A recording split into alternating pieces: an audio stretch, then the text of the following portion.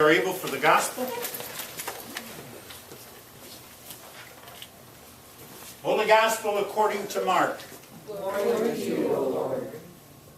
As Jesus came out of the temple, one of his disciples said to him, "Look, teacher, what large stones and what large buildings." And Jesus asked him, "Do you see these great buildings? Not one stone will be left here upon another. All will be thrown down."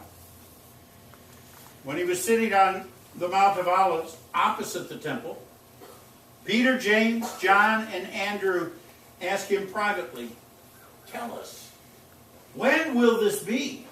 And what will be the sign that all these things are about to be accomplished?"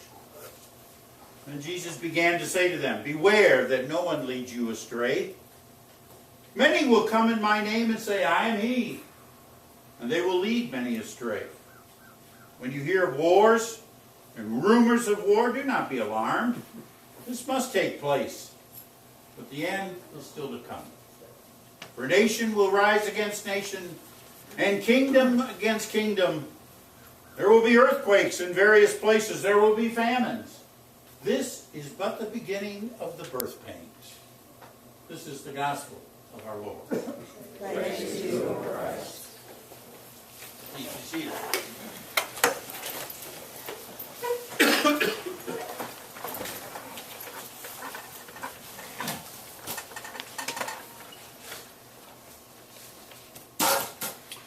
The sky is falling! The sky is falling! We all know that story of Chicken Little. Chicken Little. Yeah!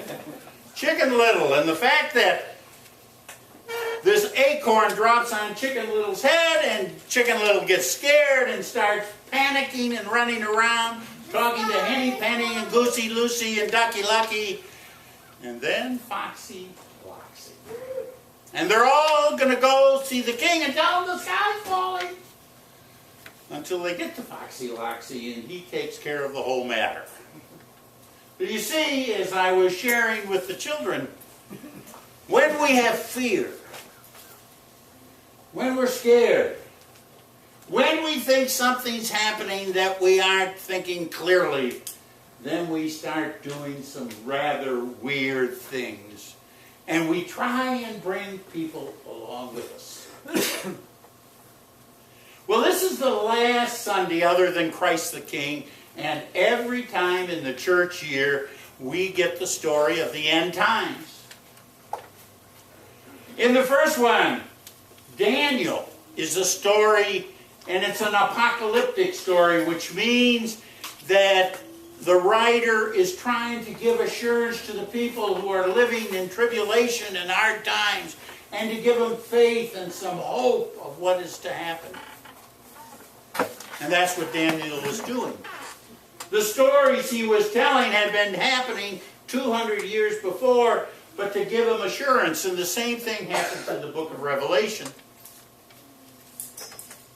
I replaced the regular reading with the one from 1 Thessalonians because this is a classic story of the end times. And the story is told and the letter is written because Paul has been getting questions from people. They had believed Jesus would come back when they were all alive. Paul believed that too, and you can read that in the letter. But some of their loved ones were dying. What's going to happen to them? And so Paul wrote this. And out of this, in the 1800s, came the concept of the rapture,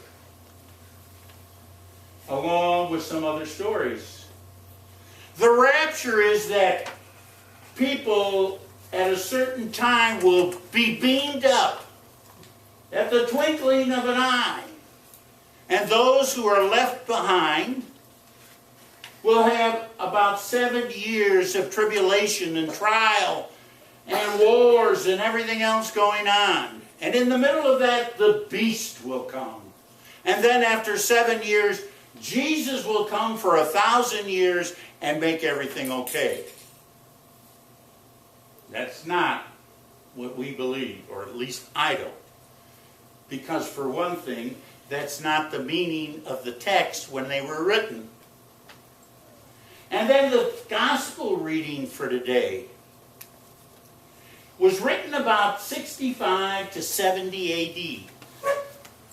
It was the time when Jerusalem and the people of Judea were in revolt against Rome.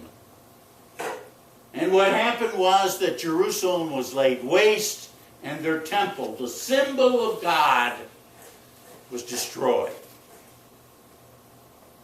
Now take that, and along with that at that time, Mount Vesuvius erupted, so that a lot of the Mediterranean was in ashes in the sky.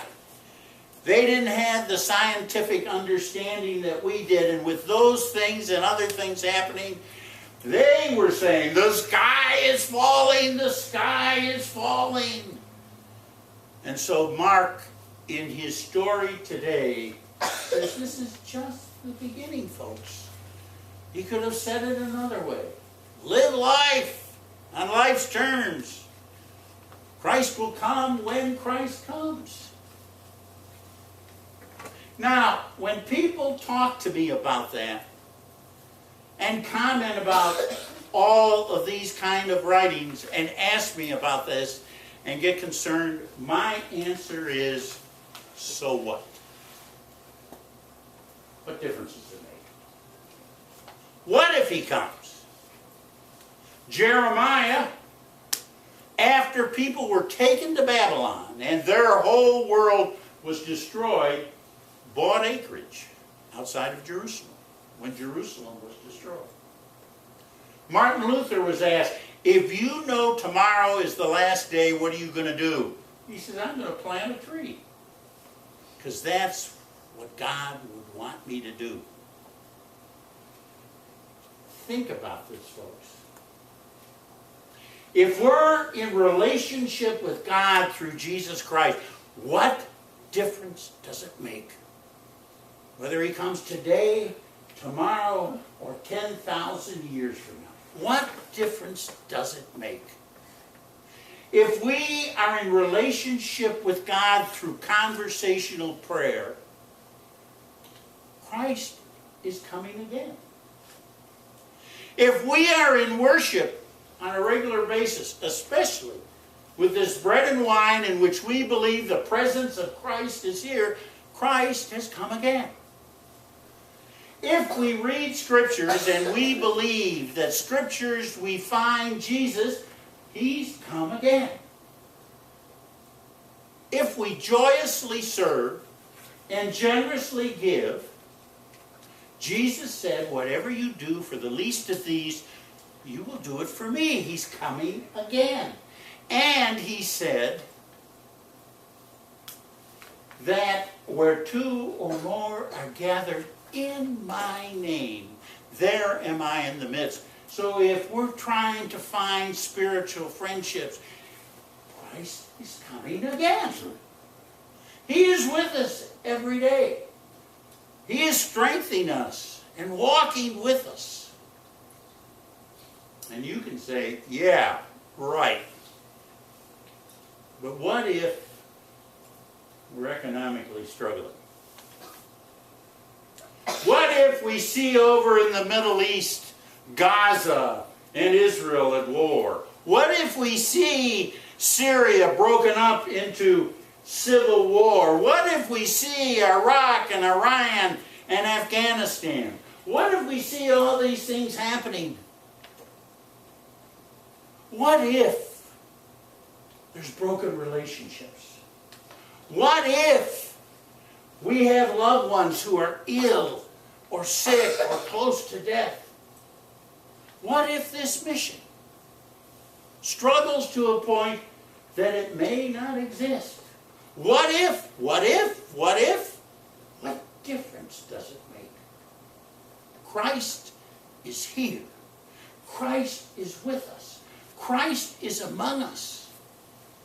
And we have that each and every day because he said so. He promised. He mentioned it. And all we have to do is to be open to it. Is the sky falling? For some it is. But don't forget, when you think the sky is falling, remember Christ rose.